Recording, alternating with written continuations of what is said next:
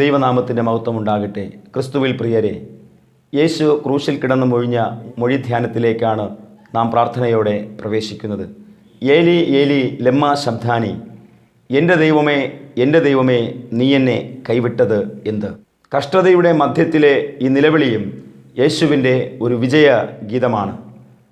തികഞ്ഞ വിശ്വാസമുള്ളവർക്ക് മാത്രം ചോദിക്കുവാൻ കഴിയുന്ന ഒരു ചോദ്യം. കഷ്ടതയില്ലാതെ, കൂരിരുൾ ഇല്ലാതെ ഒരു ജീവകിരീടം ഇല്ല. ഇരുൾ കനത്തപ്പോൾ ഉയർത്തപ്പെട്ട ഈ പ്രാർത്ഥനയുടെ പൊരുൾ എന്താണ്? ഈ ലോകത്തിൽ മനുഷ്യൻ ഏത് നിലയിലുള്ളവനായാലും ദൈവം അവനെ കൈപിടിച്ച് നടത്താത്ത പക്ഷം അവന് ഒന്നും തന്നെ ചെയ്യുവാൻ സാധിക്കുകയില്ല. ക്രൂശിൽ മനുഷ്യപാപം പേറിക്കിടക്കുന്ന യേശുവിന്മേൽ ഒരു നിമിഷം പാപത്തിന്മേലുള്ള കോപം ജ്വലിക്കുകയാണ്. യേശുവിൻ്റെ ജീവിതാനുഭവങ്ങൾക്കും പങ്കപ്പാടുകൾക്കും ഒരു മാനുഷിക വശമുണ്ടെന്ന് ഇവിടെ പഠിപ്പിക്കുകയാണ്. അവസാന നിമിഷം വരെ പിതാവിൻ്റെ ഇഷ്ടത്തിൽ നിന്ന് വ്യതിചലിക്കാതെ ജീവിച്ചവൻ ഇപ്രകാരം പ്രാർത്ഥിച്ചതും ചോദിച്ചതും തികച്ചും സ്വാഭാവികമാണ്. ദൈവം തൻ്റെ സ്വന്തം പുത്രനെ കൈവിട്ട് അവനിലൂടെ നമ്മെ സ്വീകരിക്കുകയായിരുന്നു.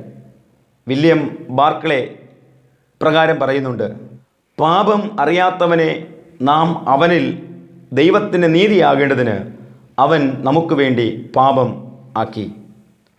പ്രിയമുള്ളവരെ, ഈ കൈവിടപ്പെടുന്ന ശബ്ദം നമ്മുടെ ജീവിതത്തിൻ്റെ ശബ്ദമാണ്. ഇതേ അനുഭവങ്ങൾ നമ്മുടെ ജീവിതങ്ങളിൽ ഉണ്ടായിട്ടില്ലേ? നമ്മുടെ സഹചര്യത്തിലൂടെ, ബന്ധങ്ങളിലൂടെ, ബന്ധുമിത്രാദികളിലൂടെ നാം ജീവിതത്തിൽ കൈവിടപ്പെടുന്ന അനുഭവങ്ങൾ ഉണ്ട്.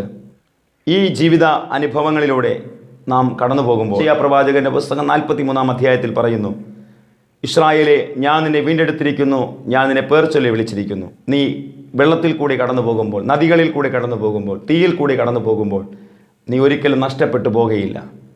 ഞാൻ നിന്നോട് കൂടെയുണ്ട്. ലോകാവസാനത്തോളം എല്ലാ നാളും ഞാൻ നിന്നോട് കൂടെയുണ്ട്. ഭയപ്പെടേണ്ട, ഞാൻ നിന്നോട് കൂടെയുണ്ട്. ഭ്രമിച്ചു നോക്കേണ്ട, ഞാൻ നിന്റെ ദൈവമാകുന്നു. ഞാൻ നിന്നെ ശക്തീകരിക്കും, ഞാൻ നിന്നെ സഹായിക്കും. എൻ്റെ നീതിയുള്ള വലം കൈകൊണ്ട് ഞാൻ നിന്നെ താങ്ങും. ഇതേ പ്രതി 3 ചിന്തകൾ നമുക്ക് പ്രാർത്ഥനയോടെ ചിന്തിക്കാമെന്ന് ഞാൻ ആഗ്രഹിക്കുന്നു. ഒന്നാമത്തെ ചിന്ത എന്ന് പറയുന്നത്, കൈവിടപ്പെട്ടവർക്കുള്ള സാന്ത്വന ശബ്ദമാണ് ഈ മൊഴി. ചിക്കാഗോയിലെ പ്രമുഖ കച്ചവടക്കാരനായിരുന്നു H.G. സ്പെർഫോർഡ്. 1873 ചിക്കാഗോ അഗ്നിക്കിരയായി. അപ്പോൾ അദ്ദേഹത്തിൻ്റെ എല്ലാ സമ്പത്തും ചാരമായി മാറി. തുടർന്ന് തൻ്റെ മക്കളുമായി കപ്പലിൽ ഫ്രാൻസിലേക്ക് യാത്ര ചെയ്യുമ്പോൾ കപ്പൽ മറ്റൊരു കപ്പലുമായി കൂട്ടിയിടിച്ചു. 226 പേർ കൊല്ലപ്പെട്ടു. തൻ്റെ 4 പെൺമക്കളും കടലിൽ മുങ്ങി മരിച്ചു.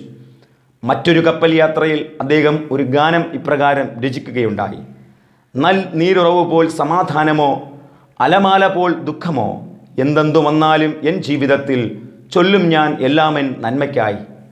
ഈ ഗാനം അദ്ദേഹം പാടുമ്പോൾ സഹയാത്രികൻ അദ്ദേഹത്തോട് ചോദിച്ചു, എങ്ങനെയാണ് താങ്കൾക്ക് ഈ ഗാനം എഴുതുവാൻ കഴിഞ്ഞത്? അദ്ദേഹം പറഞ്ഞ മറുപടി ഇങ്ങനെയാണ്: ക്രൂശിൽ ഒരു നിമിഷം പിതാവ് കൈവിട്ടത് പ്രതിസന്ധികളിൽ എന്നെ ബലപ്പെടുത്തുവാനാണ്.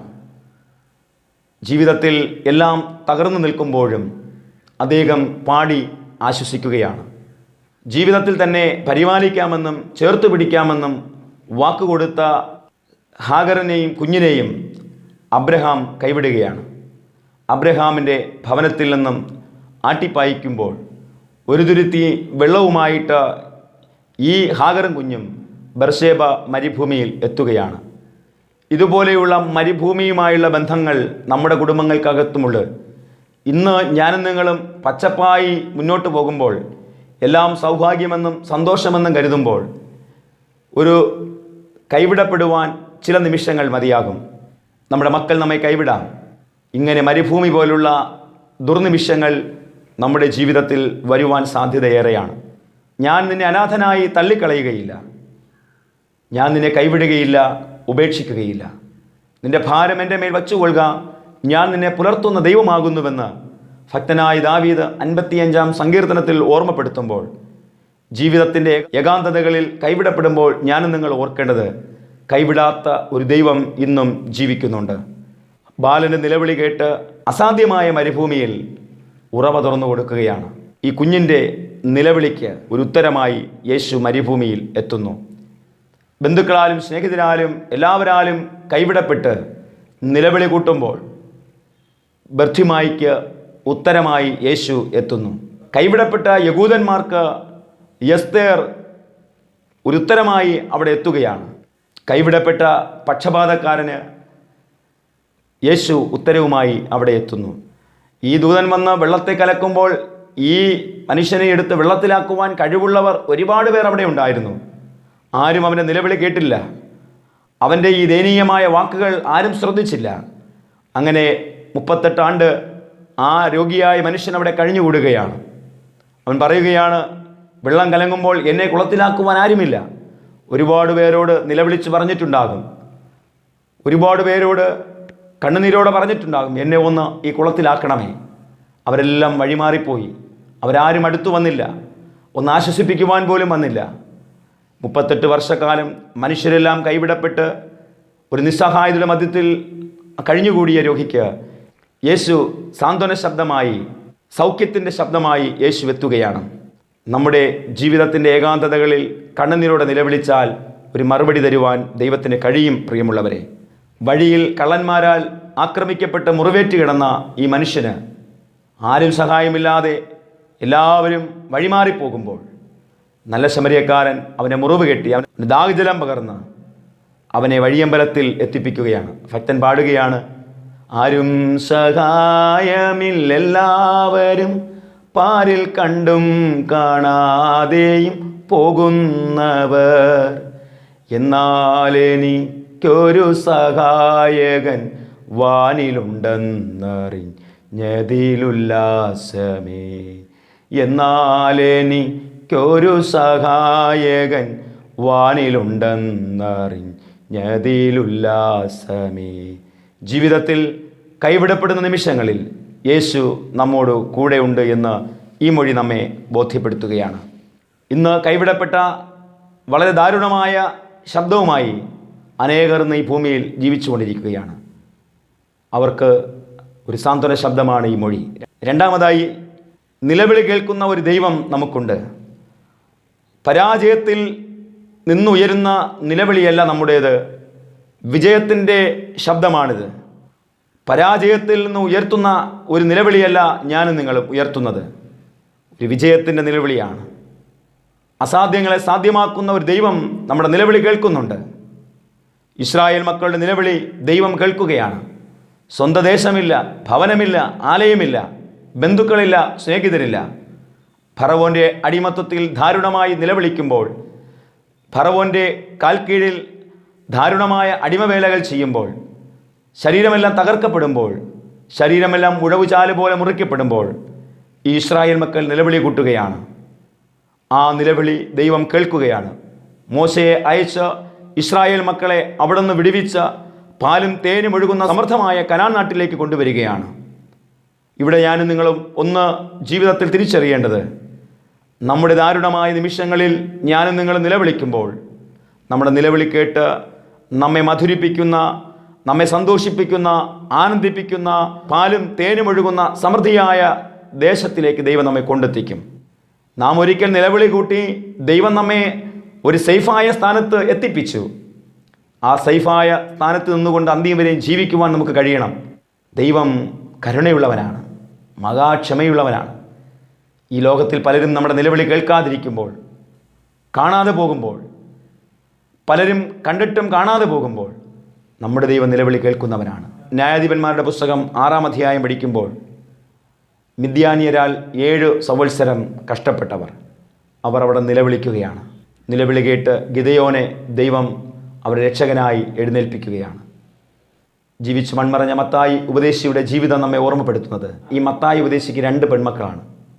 അദ്ദേഹത്തിന് വിവാഹം കഴിച്ചയപ്പിക്കുവാൻ സമ്പത്തില്ല. തൻ്റെ ശുശ്രൂഷ കൈക്കൊണ്ട ഒരു സ്നേഹിതൻ വന്ന് പറയുകയാണ്, ഉപദേശി, ഞാൻ നിങ്ങളെ സഹായിക്കാം, മൂത്ത മകൾക്ക് വിവാഹം ആലോചിച്ചോളൂ. വിവാഹം ആലോചിക്കുകയാണ്. എല്ലാ കാര്യങ്ങളും ഒരുക്കി വിവാഹത്തിൻ്റെ തലേനാളായി. ഈ മനുഷ്യൻ വന്ന് പറയുന്നു, ഉപദേശി, ഞാൻ നിങ്ങൾക്ക് തരാമെന്ന് പറഞ്ഞ ഈ രൂപ എനിക്ക് തരാൻ കഴിയില്ല, എനിക്ക് എമർജൻസിയായി ഒരു ആവശ്യം വന്നുപോയി, എന്നോട് ക്ഷമിക്കണം. അദ്ദേഹം തകർന്നുപോയി. വിവാഹത്തിൻ്റെ തലേ ദിവസമാണ്. ഈ മത്തായി ഉപദേശി ആരോടും പറഞ്ഞില്ല, ഭാര്യയോടോ മകളോടോ ഒന്നും പറഞ്ഞില്ല. വിവാഹം സ്വപ്നം കണ്ടുറങ്ങുന്ന മകൾ, നാളെ അനുഗ്രഹീതമായി ഒരു മകളുടെ വിവാഹം കാണുവാൻ ആഗ്രഹിക്കുന്ന മാതാവ്, അവർ സന്തോഷത്തോടെ ഉറങ്ങുകയാണ്. അവരോടൊന്നും പറഞ്ഞില്ല. അർദ്ധരാത്രിയിൽ തൻ്റെ കൊച്ചുമുറിക്കുള്ളിൽ ഈ ഉപദേശി പ്രാർത്ഥിക്കുകയാണ്. പ്രാർത്ഥനകൾ മണിക്കൂറുകൾ നീണ്ടു. അർദ്ധരാത്രിയിൽ തൻ്റെ വാതിൽ മുട്ടുന്ന ശബ്ദം കേട്ടു. വാതിൽ തുറന്നു നോക്കുമ്പോൾ ഈ ഉപദേശി 2 വർഷങ്ങൾക്ക് മുമ്പ് പ്രാർത്ഥിച്ചയച്ച ഒരു സ്നേഹിതൻ ആ അർദ്ധരാത്രിയിൽ തൻ്റെ അടുക്കൽ നിൽക്കുകയാണ്.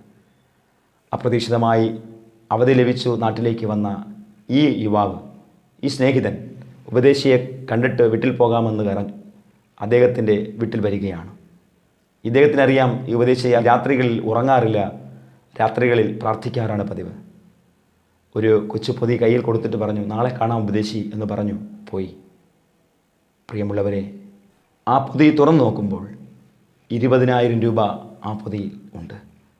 അദ്ദേഹത്തിന് കിട്ടിയ ദശാംശം മുഴുവനും ശേഖരിച്ചു വെച്ച് ഈ ഉപദേശിക്ക് കൊണ്ടുകൊടുത്തു. ഏറ്റവും അനുഗ്രഹീതമായ ആ വിവാഹം നടന്നു. അന്നത്തെ സിസ്റ്റം അനുസരിച്ച് 10,000 രൂപ ഡൗറി കൊടുക്കണം.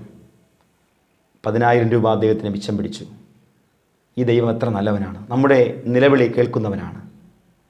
നമ്മുടെ നിലവിളി കേട്ട് നമുക്ക് ഉത്തരം നൽകുന്നവനാണ് നമ്മുടെ ദൈവം. ജീവിതത്തിൽ കൈവിടപ്പെട്ടു എന്ന് ചിന്തിക്കുന്ന പ്രിയ ദൈവ പൈതലേ, മാനുഷികമായിട്ട് നിങ്ങൾക്ക് വേദന തോന്നാം. എല്ലാവരും എന്നെ ഉപേക്ഷിച്ചല്ലോ, സ്വന്തം മാതാവും പിതാവും സഹോദരങ്ങളും ബന്ധുമിത്രാദികളും ഉപേക്ഷിച്ചല്ലോ, എൻ്റെ ദാരിദ്ര്യത്തിൽ എൻ്റെ വേദനയിൽ എന്നെ കൈവിട്ടല്ലോ. അപ്പോൾ നിങ്ങൾ ഓർക്കേണ്ടത് ഈ മൊഴിയാണ്, എൻ്റെ ദൈവമേ നീ എന്നെ കൈവിട്ടതെന്ത്. ആ കൈവിടപ്പെടൽ ജീവിതത്തിലൊരു ഉയർപ്പായി മാറുകയാണ്, ഒരു പുതുജീവനായി മാറുകയാണ്. ഞാനും നിങ്ങളും നീതി നിമിത്തം കൈവിടപ്പെടുന്നുവെങ്കിൽ അടുത്ത നിമിഷം നമ്മുടെ ജീവിതത്തിൽ ലഭിക്കുന്ന ഒരു പുതിയ ഉയർപ്പാണ്, ഒരു പുതിയ ജീവനാണ്, പുതിയ അനുഗ്രഹങ്ങളാണ്, പുതിയ നന്മകളാണ്. ദൈവം തന്നെ സ്നേഹിക്കുന്നവർക്ക് ഒരുക്കിയിട്ടുള്ളത് കണ്ടു കണ്ടിട്ടില്ല, ചെവി കേട്ടിട്ടില്ല. ഒരുത്തരുടെയും ഹൃദയത്തിൽ തോന്നാത്ത നന്മ ദൈവം എനിക്കും നിങ്ങൾക്ക് വേണ്ടി ഒരുക്കിയിട്ടുണ്ട്. കൈവിടപ്പെട്ടവർക്കുള്ള സാന്ത്വന ശബ്ദം. മരുഭൂമി പോലെയുള്ള ജീവിതാനുഭവങ്ങൾ എന്നെയും നിങ്ങളെയും തേടിയെത്താം. ആരുമില്ല സഹായിപ്പാൻ. എല്ലാവരാലും കൈവിടപ്പെട്ട മരുഭൂമി. ബന്ധങ്ങളില്ല, സ്നേഹിതരില്ല, ഏകാന്തത, നിസ്സഹായത. ഞാൻ പറയാൻ ആഗ്രഹിക്കുന്നത്, ആ മരുഭൂമിയിലിരുന്ന് നിങ്ങൾ ദൈവത്തോട് കരയണം. ആ മരുഭൂമി പോലുള്ള തലങ്ങളിൽ മുട്ടുമടക്കി കണ്ണുനീരോടെ പ്രാർത്ഥിക്കണം, നിലവിളിക്കണം. ആ മരുഭൂമിയും നിറഞ്ഞൊഴുകുന്ന ഒരു നദി പോലെയാകും.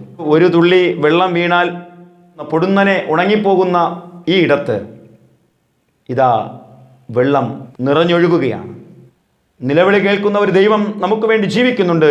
മനുഷ്യൻ കേൾക്കാത്ത നിലവിളി ദൈവം കേൾക്കും. മനുഷ്യൻ കാണാത്തത് ദൈവം കാണും. മനുഷ്യനറിയാത്തത് ദൈവം അറിയും. മനുഷ്യന് സഹായിക്കാൻ കഴിയാത്ത മേഖലകളിൽ ദൈവത്തിന് ഇറങ്ങി വരാൻ കഴിയും. തീച്ചൂളയിൽ ഇറങ്ങി വന്നു, പൊട്ടക്കിണറിൽ ഇറങ്ങി വന്നു, ചെങ്കടലിൽ ഇറങ്ങി വന്നു.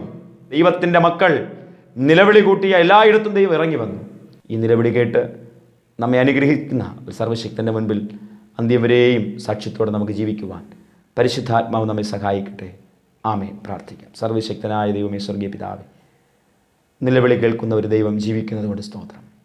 ഞങ്ങളുടെ കഷ്ടതകളിൽ, ദാരിദ്ര്യങ്ങളിൽ, ദുഃഖങ്ങളിൽ, ദുരിതങ്ങളിൽ, രോഗങ്ങളിൽ ഞങ്ങളോടൊപ്പമുള്ള സഹചരെല്ലാം മാറിപ്പോകുമ്പോൾ, മാതാപിതാക്കൾ കൈവിടുമ്പോൾ, സഹോദരങ്ങൾ കൈവിടുമ്പോൾ, ബന്ധുക്കൾ കൈവിടുമ്പോൾ നമ്മുടെ അരികിലെത്തുന്ന ഒരു ദൈവമുണ്ട്.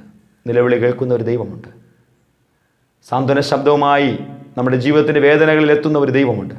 ആ ദൈവം നമ്മുടെ സഹായകനാണ്. ഞങ്ങളുടെ ജീവിതത്തിൻ്റെ വിവിധമായ കഷ്ടപ്പാടുകളിൽ, വിവിധമായ വേദനയുടെ മുഖങ്ങളിൽ അവിടുന്ന് ഞങ്ങളെ താങ്ങണമേ, സഹായിക്കണമേ. ഞങ്ങളുടെ നിലവിളി കേട്ട് അനുഗ്രഹിക്കണമേ. ദൈവത്തിൻ്റെ കൃപ ഞങ്ങളോട് കൂടെ ഉണ്ടായിരിക്കണം. ഞങ്ങളെ താഴ്ത്തി ഏൽപ്പിക്കുന്നു. യേശു മുഖാന്തരം പ്രാർത്ഥന കേൾക്കണമേ. ആമേൻ, ആമേൻ. God bless you. ദൈവം നമ്മെ സമർത്ഥമായി അനുഗ്രഹിക്കട്ടെ. ആമേൻ.